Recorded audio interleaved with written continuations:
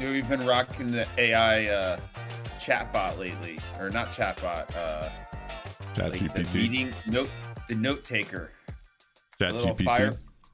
No, you got one that comes into the meetings and takes notes and then sends back like the little transcripts and the recap.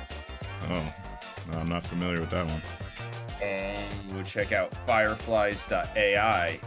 Then you can have them sitting on this call and they'll translate the whole thing and then give you the recap of it. It's awesome. That's crazy. Yeah, it's kind of amazing. Like I'm gonna cancel my title subscription so I can pay for this one.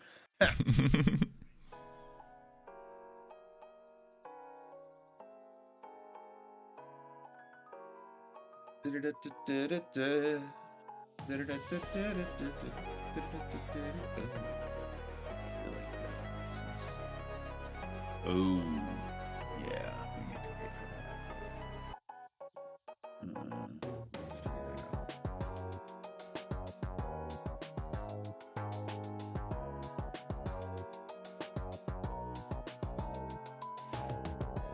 Wish I had a cooler background. I don't think you can do that on here, huh? No, I don't think so. Yeah, I don't have anything cool I can put back there. Oh, I could put a wig on. That could be cooler.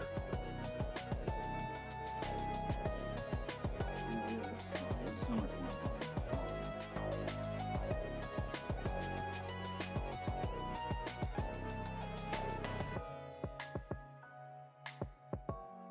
Right? Yeah, this is cool. Ooh. There we go.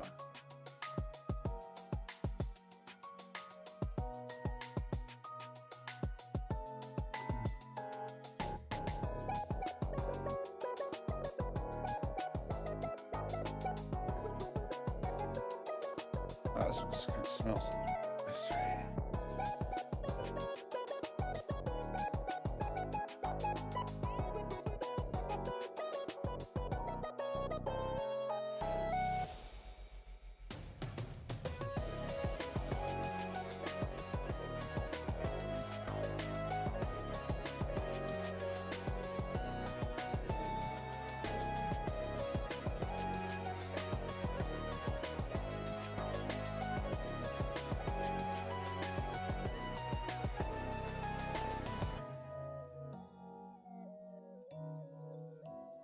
How you been, man? Been good. Just gonna kick off the show right here, right quick. So go into my intro spiel 1 second.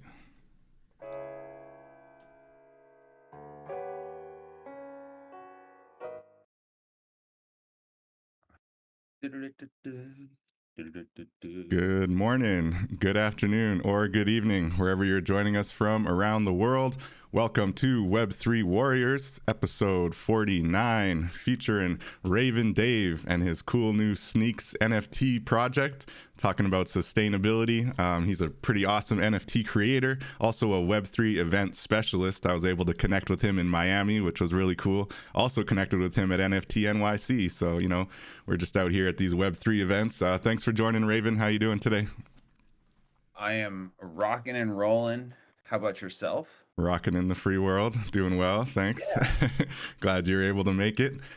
So yes, welcome everyone to Web3 Warriors. I'm your host, David Karoma, go by Chrome in the metaverse. And today we're going to be talking about sustainability in Web3, a favorite topic of Ravin's and also a very important topic to myself. And we've talked about this on a few different episodes. We had Mira Polsky in here early on in season 1 with Ravin as well, talking about their Shark Tales project, which was really cool, raising awareness about some different sustainability initiatives that are going on in the ocean and trying to raise awareness around that. And now with his new project, the SNKEZ project, he's got some really cool new awareness that he's raising around sustainability and fashion. So we're going to let him speak to that a little bit. But looking at it from kind of a step back and kind of my high level understanding of how Web3 and blockchain can really impact sustainability, the most important part of it to me is that we see a lot of the criticism of blockchain coming from an environmental standpoint. And so I think it's important to see how not only are those concerns, largely unfounded, even where the blockchain does negatively impact the environment. Potentially, there's a lot of innovation happening to actually flip the script and support new alternative energy, like in El Salvador, for example, where we see they're actually using their volcanoes to mine for Bitcoin. And apparently that's been working out pretty well for them. So there's opportunities to use alternative energy to actually mine for proof of work chains. But then on the flip side with Ethereum, they were getting a lot of criticism for being a proof of work blockchain. And they actually made the choice to switch over into proof of stake, which doesn't use as much energy. So there's a lot of innovation happening to try to lower that criticism, the fact that mining some cryptocurrencies does take up energy. But on the flip side, with these NFT projects like Shark Tales, like SNKEZ, like some other projects that I've heard about, with really just raising awareness around whether it's, ocean health, a lot of waste in the ocean, whether it's sustainable fashion and making sure that we're using sustainable materials. There's just a whole range of ways that the blockchain and NFT projects can actually flip the script and help kind of push the initiative towards sustainability and maybe even more broadly ESG, which is environmental, social, and governance sustainability and improvements in all these different angles. So without going too long-winded on that, I think that you can imagine, where all these NFT projects that are able to create energy around kind of more maybe memes and more like just basic really cool art or comic books. You don't see as many of them actually focusing on helping the planet.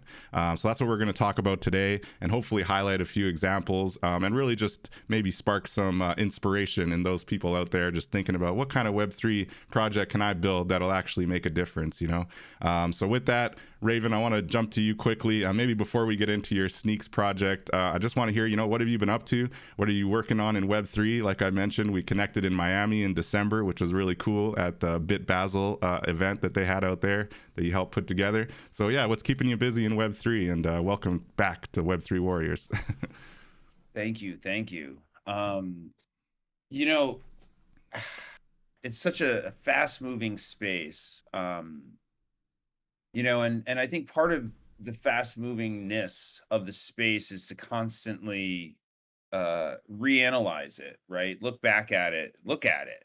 I think, when we're in the middle of something, we don't always necessarily know what we're in the middle of.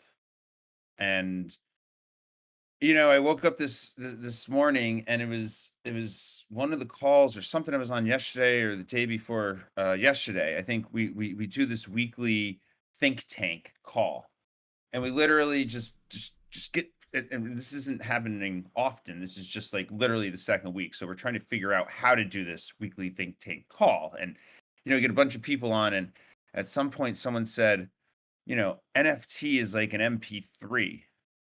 How many people were talking about MP3s back in the day, right? It's a file format.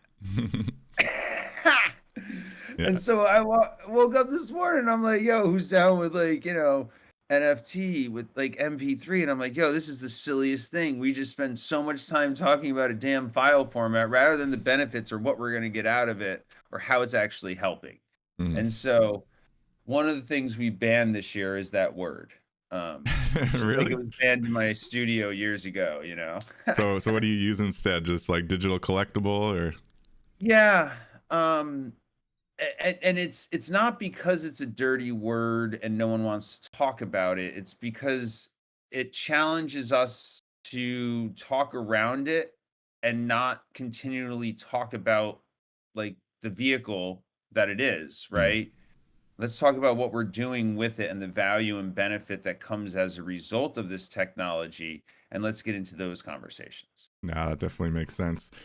So when you are at events in real life, like you were at the Bit Basel event in Miami, right? And obviously the vast majority of the people there are kind of Web3 natives or people that are deep in the space and maybe don't mind talking about the non-fungible tokens and what that means and immutability and all that fun techie stuff. But how do you see that balance happening? Like, do you see more people attending events like that and actually genuinely wanting to learn and kind of starting from a place of not understanding maybe NFTs and Web3? And in that scenario, is it important, like you're saying, to kind of take the more technical jargon out of it? Absolutely. It's difficult because it was, obviously the event was specifically about, well, it was not just about Web3 and NFTs. It was a combination. And it was really interesting because, one of the roles I had was literally running the stage. And so I was able to see, all 60 speakers and who came to watch and listen to all of the different speakers Mm. and panels. And it was really interesting because there was a couple people that came every single day religiously and literally just sat there taking notes. And it was really amazing to see because they hung on every word even Low came through and he got something out of it too. So I think it's important that we deliver democratized information in a way that anyone can get something out of it and take it away. And it brings me back to DJing. And I did this event in the Lower East Side, and I don't know how, right? Like it was just this crazy moment. But I met DJ Cool Herc. Oh, nice. Um, It's a serious OG. and yeah, like I mean, and we're talking about, right, like this is the 50th anniversary of hip hop this year, right? Hmm. And so it's not just that I met DJ Cool Herc and had a conversation on the street. It was actually after a unfortunate DJing event where we for whatever reason played a little too loud and the cops were called. Ah. Right. And so eventually, like, the party got shut down to some degree. Um so and everyone outside had a good time because it was really loud, but that was the problem, right? so so he pulls me aside in the street and explains to me how I didn't do my job. Okay. Right. And so here's the founding father, one of the founding fathers of hip hop, telling me that I didn't do my job as a DJ, and he was 150% correct. Hmm. And the reason he was correct was because he said, as a DJ in a club that has a staff with a bar, right, and people, and even though you're doing live performances, you have a responsibility to make that a safe, fun environment that makes money, which is why you are hired. That's your job as a DJ there. Hmm. And so you did what you guys wanted to do for yourselves, and in doing so, you failed to do your job as an entertainer. And I'm like, whoa, Damn, that's heavy. right? Real talk. And I took it on the chin. And in that moment, and at that point I've been DJing for 20 years, and he was 100% right, but we lost sight of why we were there and what our purpose was, to get caught up in the thrill of, I don't know, just playing really loud and having a whole bunch of people on the block turn their heads and they're like, yeah, like, I mean, we when the cops You're walked just in, getting we, lit. we just, You're getting lit. yeah, we thought that we were gonna get the cops to raise the roof. Like we were like, yo, put your hands up, and they're like, yo, put your hands down and behind your back Oh if shit. you don't turn this down. And you're like, yeah, they're just playing, like, nah. No. They were real. Like this wasn't playing around, right? And then in doing so, we it wasn't all right because the people at the bar didn't get to make the why they came to work. And so I guess my point is we're in the same situation. I liken that to right where we are now with Web3 and technology. And there's all of this stuff. And if we don't do our job, Hmm. then we're going to be sitting here in a couple of years having these same conversations, and other people are going to be doing the job for us, and we're going to be upset about the job that they're doing, and now we're going to be sitting here complaining about what's happened since because we didn't go out and do our job. And part of our job is to talk to a wide range of people and talk in a way that connects with them, right, and doesn't talk to them, and allows us we need to educate with simple terms. And that means getting rid of all of these little acronyms that make us feel cool, WAGMI, good morning, GM, and but it makes it difficult for other people to join the conversation. I feel you, at least on the NFT perspective. And so when you look at something like what Starbucks is doing, for example, right, where they're kind of making it like a loyalty program using, Polygon NFTs, but not really calling it NFTs. Do you think that's kind of a good direction? Obviously, big corporations might not be the ideal proponents of the proper way in Web3, but I'm kind of impressed by what they seem to be pulling together and how Yeah, they're I doing it. think Reddit is another great Oh example, yeah, right? Reddit's a good one. Yeah, for sure. And there's another thing that was, again, just like brought up yesterday, and it might have been one of the rooms. I think it was in a Twitter space last night. And it was just talking about the brands and onboarding brands into this space, and I've spent spent some time working with brands, and I had a fortunate opportunity to onboard a bunch of brands into Web 2. Hmm. Um, and I remember kind of having a conversation with a senior brand director in 2007 explaining why their company as a CPG needed a website and why customer service was so important to be able to have a conversation with your consumer as a brand manager as opposed to just your 1-800 hotline. Right. And the concept was so foreign. And to me, I'm like, are we kidding? Like, are we even having this conversation? Like, what are we like? But to them, it was super, super new. Yeah. So again, it's this transition that we have to take time and show them the reason and the value. And once we did do that, right? 2 years later, we did this amazing campaign, and it was with the brand and Playboy, and it was in Playboy's 55th anniversary section. And we did 12 pages in the back of the 55th anniversary section of Playboy, and it was all user-generated content. Okay. Nice. And the entire and then this past week I was doing some research and I happened to type it in and I come across this article or no this book that published the history, the rise of Playboy, and we made it into page 195, right? There's like a full page talking about this Skull Builds Playboy thing that we did. Nice. And how it was kind of revolutionary and groundbreaking, especially for a brand like that. And now in hindsight, seeing the way that they came into Web3 and what they did with or what Jen was able to do with them. And, and that came up last night. I didn't share my example, but it was one of those things where, just as an organization, they were a pretty progressive organization that, took the risk, right? And as a result, like look at them as a leader, right? From a marketing case study standpoint as a company. Wait, are you talking about Playboy or Skull? What's that? Are you talking about Playboy or Skull? Playboy. Yeah. Well, and Skull worked out too because it allowed them to be bought by Altria, right? Okay. And so I guess my point is, right, and I sit in some of these rooms and you got all these maxis and experts come in, right? Everyone's a freaking expert. And Yeah, that's for sure. experts on stuff that they probably, I don't know, been doing a year or two, whatever. So, and they're saying Web 2 is so different than Web 3. And I'm like, how you bring brands in isn't, right? We're not that much farther advanced than we were years ago. And how you bring brands in is you literally have to handhold and walk them in. But then in a very short period of time, you can get to doing something that's pretty crazy or different or pushing the edge. And I think, a lot of times people, and this is what's happening, I'm seeing happen out there, is that you do have people that don't understand how this works or how brands work. And then they sell some really cool stuff, but it's really difficult, and then it doesn't fully work.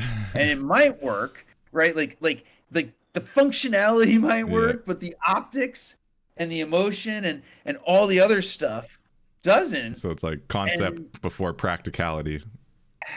Yeah, and then all of a sudden the brands are, and same thing in the music industry. You talk to some of these artists, and the artists, publicists and managers, and they're over it. They're over the attitude. They're over that degen, like I know this, and Right. you need me to survive. Well, they've been failed. They've been failed by degens, right? Misled. Like you see some celebrities, like what was one? Chris Brown. There was the Porsche one most recently, where they just straight flopped. Like imagine being Porsche and not being able to sell 1,000 NFTs. Like imagine how that must feel, or whatever they were aiming for, 5,000 or whatever. It's just like a brand like that, like taking something on the chin, like that's, and that it was just some bad team that like they were convinced to work with that was probably not the best, client to go with, or the best, NFT influencers or whatever.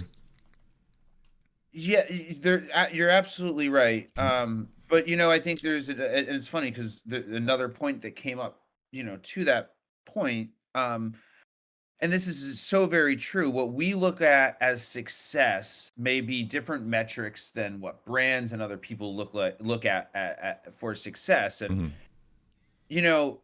it may not be a success that we deem it, but from their standpoint, they dip their toes in. Okay, they realize this, but it could have been as simply communications and again onboarding, right? You can't tell me that there's not 1,000 excuse me, Porsche holders out there that would have loved to have something. It's just they didn't understand it and know why. And it's not, again, like the pricing is a little funny on that whole thing Right. too.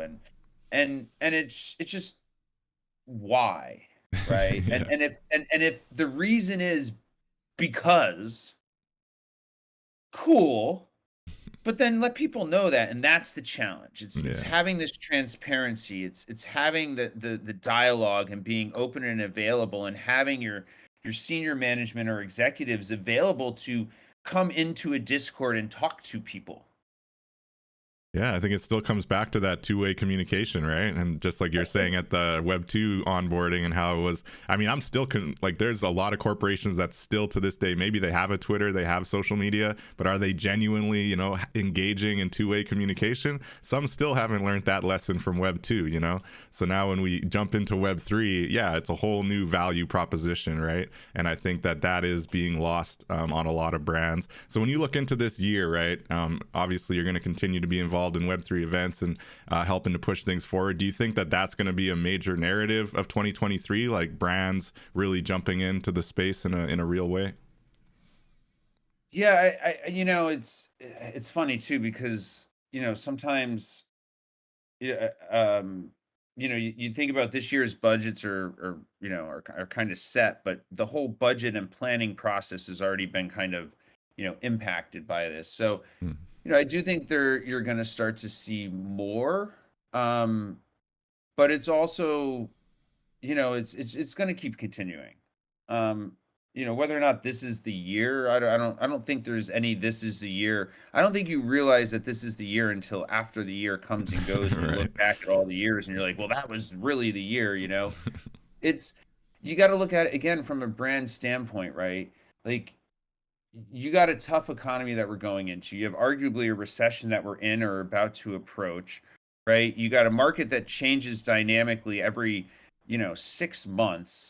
So from a forecasting standpoint, it's a very difficult planning exercise to really to get around, what you need to deliver as a business. So when you look at an emerging market, this is such a small market. Like, look the actual volume of sales that are happening. Look at the actual number of people that are in here.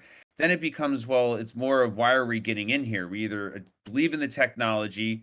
It's not really the audience size, right? So there needs to be a rationale to spend that money, to take on the risk, to put resources behind a project that goes in there. And so I think, my experience in working with brands and working on the brand side, really comes. I built a lot of promotion, communication campaigns, integrated marketing campaigns that use a lot of different levers, so you have a lot of different, like, media working together, Mm. right?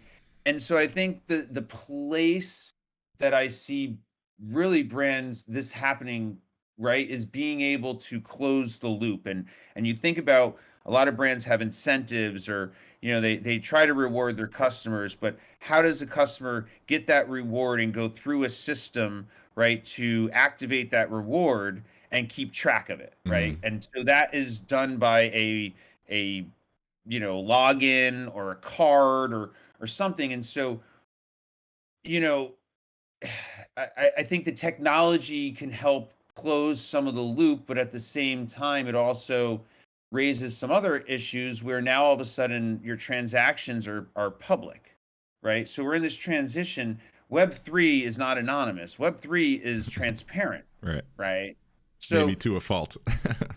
so Some Starbucks, might look at say. that, right? It makes sense for them to start with a loyalty program, and I think the way that they're doing it is going to be the model that brands are going to start to look at. And so that's why I'm really, really interested right now, is partnering with technology and figuring out how we can use these different pieces of technology. And then, down the road, we'll be able to go back and, have ancillary lines of revenue where we can, work with brands to help onboard based on the use cases that we've developed. So for us this year, it's really about developing, use cases that inform our decision making about what technology we use, how we describe it, and how we weave it into the story and put it out there to interact with and engage with people. And then from that, right, like probably next year and the year after is when you'll really see brands getting involved, because then you'll have enough use cases, and you can explain and deliver rewards through SMS. But then it challenges, or it begs the question, do rewards need to be on chain? Well, I think there's advantages and disadvantages, but to your point about Starbucks, I think it'll be an interesting use case to see, are there any disadvantages? And I do think that having that transparency, especially in a metaverse where you can go kind of compare your loyalty to other people, and maybe you gamify the whole experience, you can like win a free coffee by engaging in whatever thing, there's a lot of different angles they could go. And I do think that it's going to be very interesting to see how it evolves. To your point, there are some limitations, but also huge opportunities, right? So I just want to give a shout out to anybody who's joining us in the live stream. We do open up for questions. If you have any questions at all, or you want to add to the conversation that we're having here with Ravin. I love the marketing perspective that we've gotten so far. I think we're dropping some nuggets for some brands out there who might be curious about wading into these Web3 waters.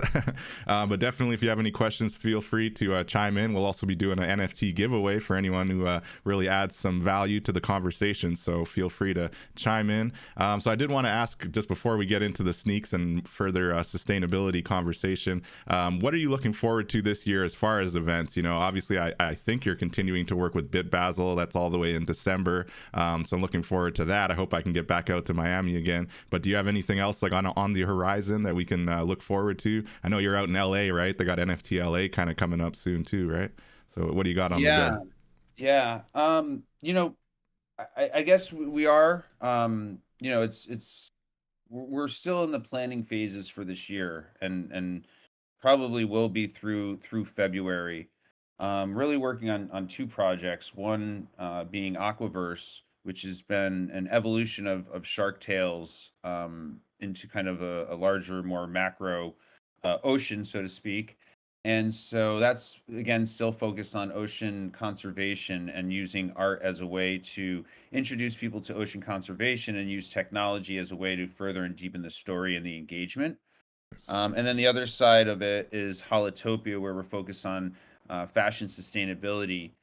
And I think like when you first jump off into a project, it's you're kind of at the surface and the tip of the iceberg, and as you start to go down and deeper, you realize that there's much more to it. So I think what we're trying to do is really define who we're talking to. You have this Web3 audience and you have this Web2 audience, and to be honest, I really like working more in the Web2 space, and bringing Web3 to Web2, as opposed to, I don't know. I feel like we're just talking the same talk around and around, and it's a big echo chamber of Web3. And quite frankly, like most of the people that I hear talking in Web3, like just don't really like. You have some experience, or you got lucky because you bought an ape in, or like it just the experience doesn't necessarily add up to the output, and so there's just a lot of noise as opposed to signal. And I feel that at this point, if we really want to deliver signal, we have to find the audiences. And so this past year, I really spent a lot of time with Sustainability Leadership Club. And now it's funny because now there's a lot of people from the Web3 space that have come into SL. And I'd rather talk about sustainability from a macro level. And again, like Web3 is just one small piece. It's a much larger conversation. And sustainability is a conversation that's been happening for decades that people just don't understand. I And think there's that it's reasons. slowly coming to like kind of an awakening, I would say, these days. And a lot of people, you still get the political kind of criticism of it, right? People see ESG and they just get cynical and think it's a bunch of BS and corporations trying to, but to your point, I think sustainability, it's been a decades long slog trying to make it an actual priority, right? So sorry, I cut you off there, but yeah, I'm just. No, that's and so this year it's really about just let's have a conversation about this. Let's just start to speak about what this is and get to a general understanding, a general frame of reference, so that we can then, just have a conversation, right? It's very difficult to have a conversation if you have two people that have different frames of references. And I think that's one of the challenges that we have. Like, everyone has their own frame of reference, and we have our egos, and we're unwilling to change our perspective to see another side. Yeah, And that's so what we want to do is you go to or create events that are outside of the Web3 sphere. We do have a new partnership this year with World Trade Center, so that's super oh exciting. It's wow. been Yeah. years in the work, I a remember you full mentioning year. it before. Yeah, and it's finally coming through, and so we'll be bringing Aquaverse and hopefully Holotopia to World Trade Center in October. I say that gently because it's shifted a couple times. Well, hey, good luck with that. That sounds like super epic. I remember when we were in NYC, you were telling me about it Yeah. actually. So very cool. I So hope I can hopefully check that out. this next time we get there, we'll set up some tours and get everyone down to the campus.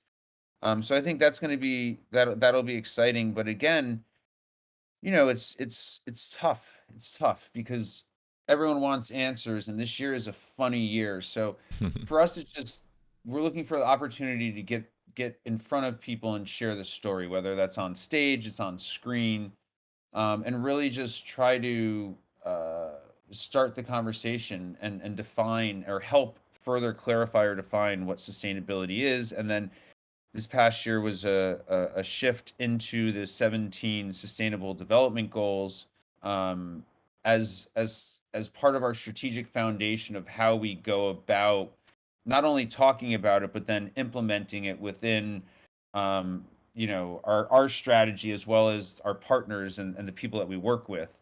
And so that's one of the things we do with Holotopia, is really focus on the 17 sustainable development goals and defining what those are, and then how you can take a holistic approach to implementing those, or a couple within to your brand.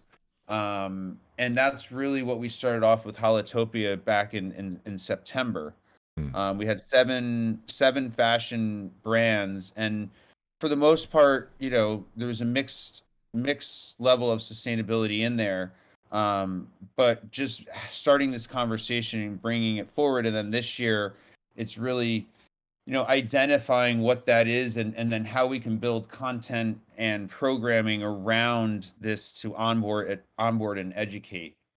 Um, No doubt. and it's interesting because you have to take a holistic approach, right? The way we look at it is there's three different motivations people have, when it comes down to this conversation, right? You have the ecologist who sees the world as one, right, where human beings and nature are a symbiotic relationship that needs to work together in order to progress and survive, Hmm. right? Then you have the environmentalist perspective, which is, you have humans and the planet, and nature and the planet are separate from the human race, and we must save nature and the planet in order to survive as the human race.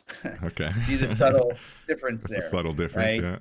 yeah. And the economist, right, understands the measures of sustainability from a consumer-led culture, right, in terms of treating finite resources as an income, but has faith that the market and business and technology will lead us through and avert this crisis, right? Hmm. And we will sustain as a population.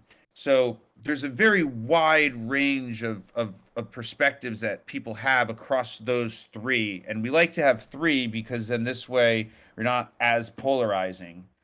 Um, I like and that. and really, rather than, you're doing bad, and you're doing this, and really kind of like banging people over the head with, the 10% of global CO2 emissions, and the 79 trillion liters of water that's consumed, and the 35% of oceanic microplastic that comes from washing your clothes that are polyesters, and these forever fabrics, right? Hmm. Like, we could get into that, but we're not seeing that is the way that people react in a positive way. And I think big tobacco, like, and they knew this, right? Like, they probably knew Yeah. this.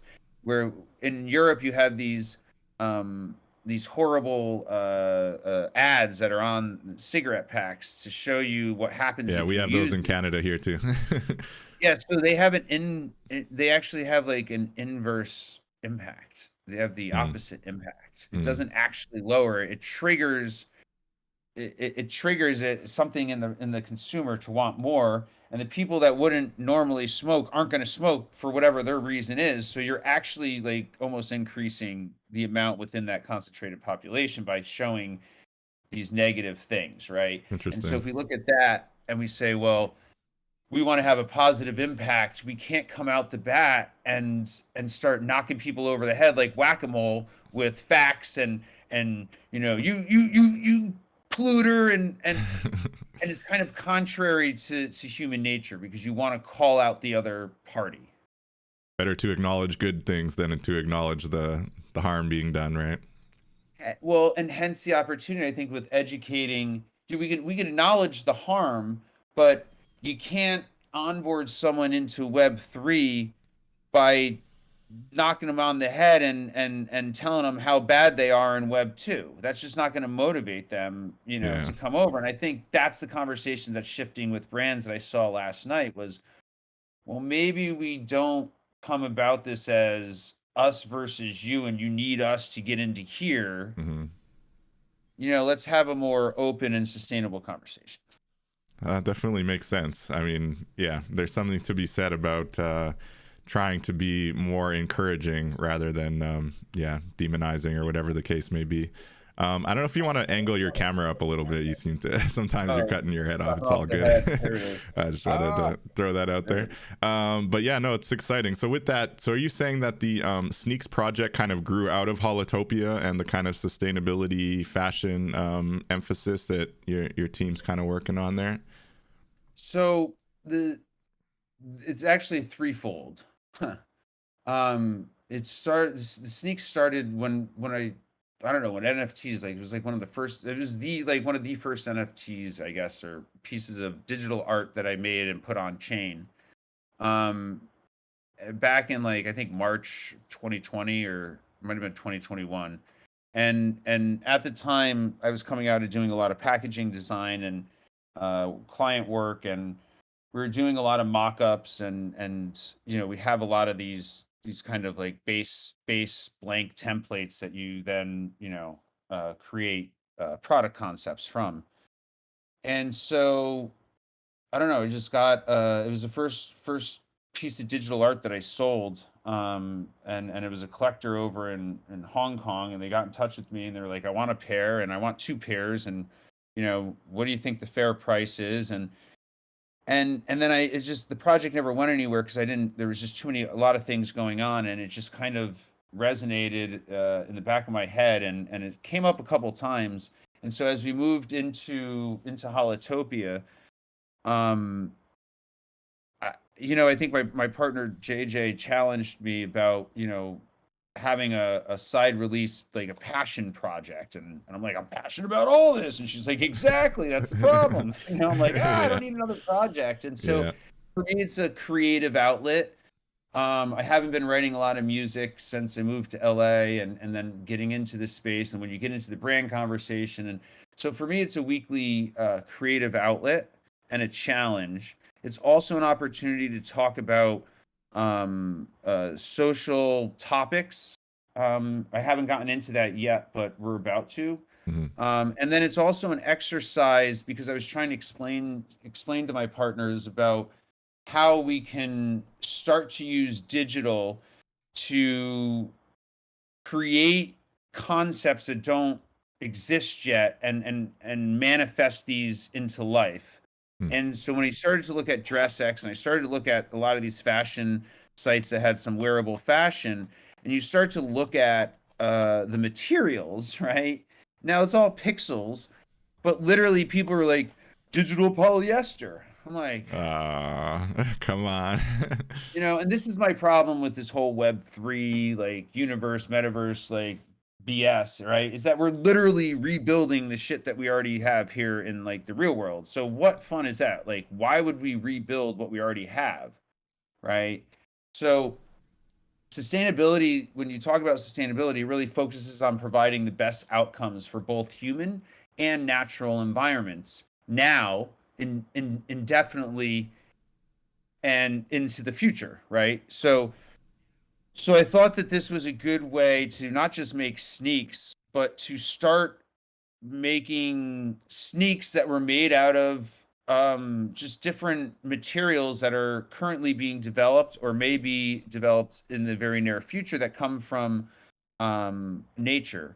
And so the idea is, what if you have a sneaker that's made entirely from natural um, elements or natural ingredients or materials, excuse me, sorry, natural materials, and that at the end of its life cycle, it can be converted back or redirected back into the manufacturing process in a way that we call, or what we start to talk about as having circular properties in the economy, or a circular economy, where you're using the resources from the things that have already been created to go into the next thing that's being created, as opposed to starting from virgin materials and extracting those materials out of the earth or the different elements, and then making these materials that at the end of your life cycle, they're either burnt, buried, or dumped into the ocean, which is most of the stuff that we are either wearing or making or do. And that's the challenge, right? Is this linear manufacturing model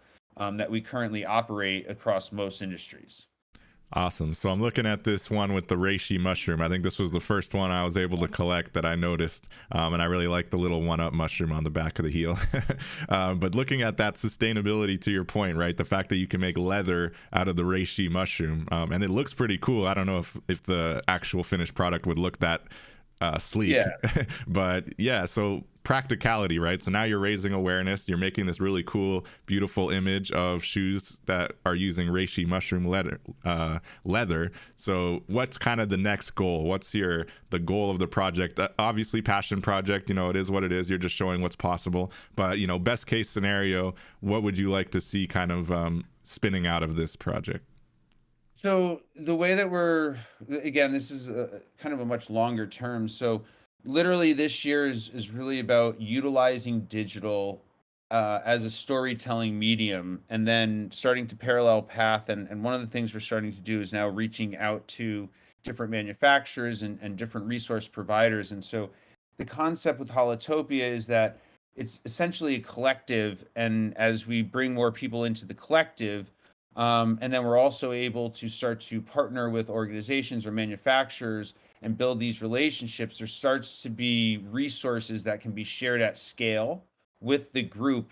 And when we get to a certain point, and it's going to be figuring out what that point is, right? You start to have economies of scale, and you start to have bulk ordering, and you start to have some of this stuff that helps to cut down on the excessive waste that's generated and created within the fashion industry. Literally, since 2020, the amount of clothes that get manufactured has nearly tripled, and people wear less clothes. They have more clothes, and there's no stop of this. This is just going to keep going, right? Because people want something cheap, and they want it fast, and they want it immediately.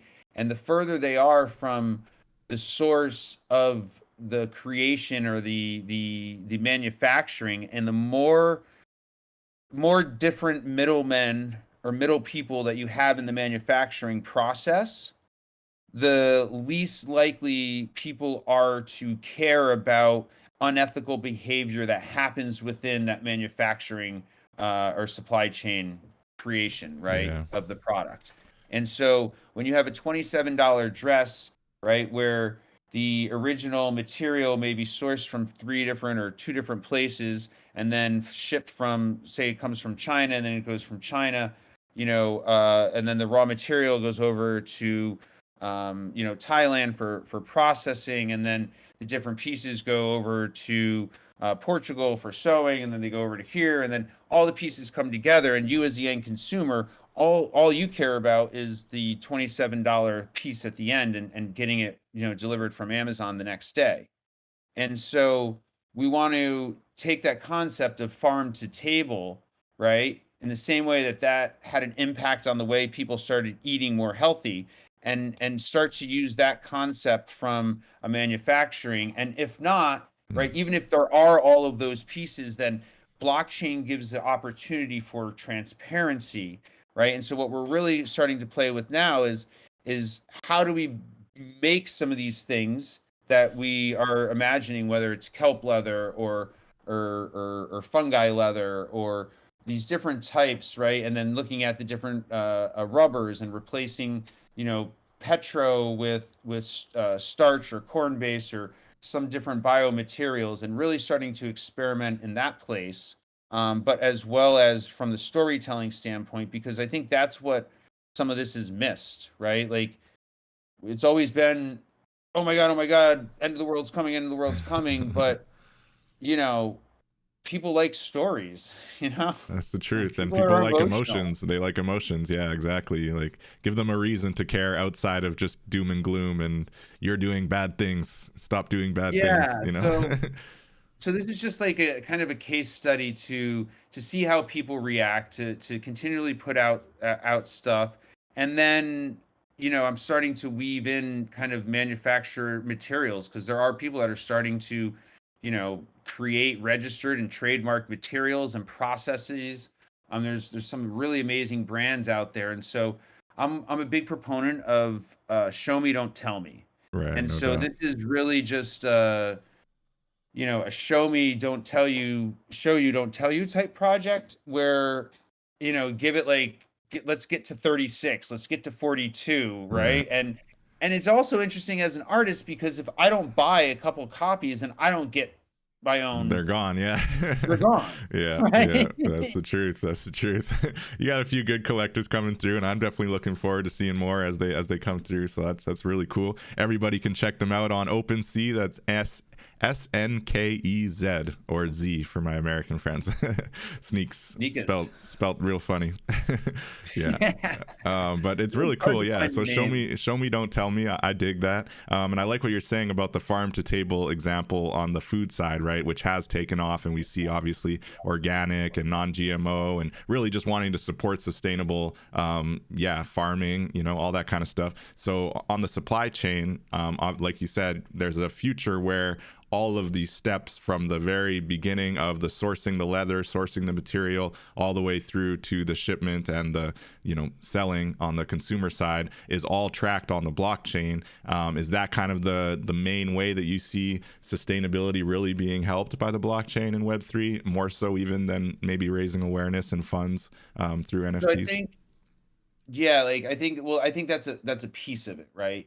And there's a challenge there, because then it comes down to the integrity of the data at the source, and whether or not that data is going to, get compromised before it gets put on chain. And then all of a sudden you have faulty data on chain, and so that's no better than having no data, right? Right. So I think there's those logistical kind of incentive, just practical challenges. But I like to fantasize when we start to think about and really like thinking about this technology, right? Like, what is the difference? And this technology allows us to own digital assets, right? And once you have ownership of digital assets, you now have the ability of those assets to have a personality, to have an identity, right? And so when we look at sustainability and we look at kind of the real shift that has to happen, it's actually like economic shift, as well as just a perspective and a mindset. It's moving from this linear to this circular model, and in order to do so, right, you need to decouple revenue from, or volume from, profit, Right. right? Mm. And so if you decouple your volume from your profit, meaning that you're right now you're it's based on how many sneakers that you can sell, right? And so you go and create what you think, and you manufacture a whole bunch, and then you go out and try to push it out there, and the ones that don't sell, then you pay someone to get rid of them, Mm. and they get rid of them, right? And so if we're going to decouple that volume from the profit, you need to find other ways to make profit, right? And so when we start to look at circular economics, right? You have to, it has to be by design, right? You Right. have to design these to last longer. Well, now if you're designing them to last longer and to have, more owners and more users per product item, right? There's no secondary market that's set up. If you think about the concept of a secondary market, right, that we're so, adamant about here in the NFT space, like that doesn't exist in the real world, right? Like Yeah. you have a used car lot, Well, okay, in the art space, it exists a little bit, but yeah. exactly. There's a little bit there, but we're in a disposable society, so we're not trained or we don't have necessarily systems in place, and it's also kind of stigmatized, right? You buy Yeah. something new or you buy something used. Oh, you Well, going to the you thrift know, store, are you a bum? so it's destigmatizing kind of these circular properties and then figuring out a way to make those profitable, right? So that your volume isn't what's driving all of your profit. And then when you start to decouple, right, and you start to find these other ways, and whether it's upcycling or secondary market, or being there's incentive program, or maybe you're paying to earn, or you're wearing to earn, right? Hmm. And then when you start to embed technology in here, you just have to figure out, well, the decoupling of that technology, how does that technology come out of these items? And so it's like, well, if you're making your tags in polymer plastic, right, and you're claiming to be sustainable, yet you're putting these forever pieces on all of these things so that, sure, those pieces can come to life and talk to you, right? Well, at the end of its life cycle, it's you're still throwing away millions of pieces of plastic. So it's thinking about, well, can we make it with a material that has value so that at the end of the life cycle, there's incentive there for someone to decouple those pieces, because they can then take this piece and sell it back to someone, and it can be remanufactured into the next piece, as opposed to going directly to the grave. No doubt. No, that makes sense. And so you think that that's part of the solution, is actually kind of gamifying, like you say, maybe where to earn, maybe recycle to earn, and maybe a whole kind of ecosystem that not only supports the circular economy, but actually incentivizes it and maybe even makes it fun, dare I say, to partake, Yeah, I mean, so check it. Like, imagine like this right here. I'm rocking it, and Mm, big up and shouts to JJ. It came from Ten Tree, nice. and just their approach, even, right, like where they're planting trees, and then you get the verification of the carbon offset, right, that came from that garment. So not just is this a normal garment, but this garment's it's been carbon offset, it's made from organic and sustainable cotton, so they claim, right? But you know, there's no way to necessarily verify these things. And so we still have to figure out how to get this information from the source verified, and then educate people about what that means, let alone put fun, cool stuff and experiences and programming around that Right. for it to continue to entice and keep people playing along. And it's got to be profitable for the people in the value and supply chain. And we're also talking about two additional, taking that single bottom line and moving it into a triple bottom line when you move to a circular, economical approach, right? And it's not just profit, but it's the people on the planet. Um, and you're serving those three bottom lines, and that's a difficult conversation for any VC or investor, or when it comes down to financing, right? And so my question is, within the ESG space, are investors ready for triple bottom lines? Are they really willing to put their money where their mouth is when they say that they want to support climate change? Because we're not going to be able to change the impact we have on the client or climate with a linear model that is about maximizing profit and return at all costs. Yeah. So something's got to give, basically, right? Capitalism has its place. We're all for free markets to an extent, but something's got to give. Something's got to evolve and shift, right? Definitely, I'm loving this conversation. I think we could go all day. I know you said you were a little bit on a tight time. I just wanted to let everyone in the chat know we're going to be winding down. So if you do have any questions, now's the time to ask them. I was wondering, do you have any plans for the metaverse or bringing this kind of sustainability effort into the metaverse? And how do you see kind of the metaverse and meeting in the digital space kind of influencing the overall sustainability in Web3?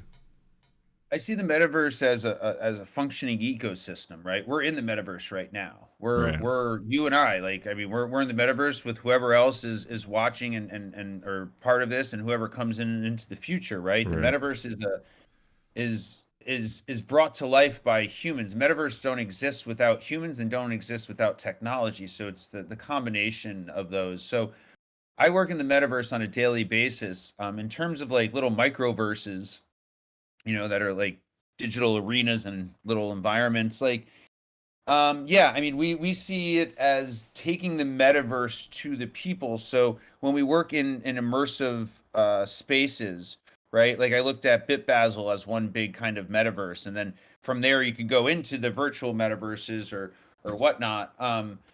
So it's really about bringing the metaverse experience to life in an immersive physical IRL environment, and doing it with big screens and doing it with immersion and doing it with kind of this full kind of all-encompassing approach, so that it's an easier jump into the actual virtual. If you put a metaverse on the screen that's 60 feet long and 15 feet tall, it's a much different experience than strapping a eye headgear to your head. And Right. sure, we could do that too, but I think like putting it up on stage is huge. And for me, the game changer was when I saw Kane and Lowe when Mm. we did Holotopia, and they brought the metaverse to life and went through, Jigar and Pooh Man and everyone's studios and Earplugs stuff, place. I remember and seeing the video of that. Yeah.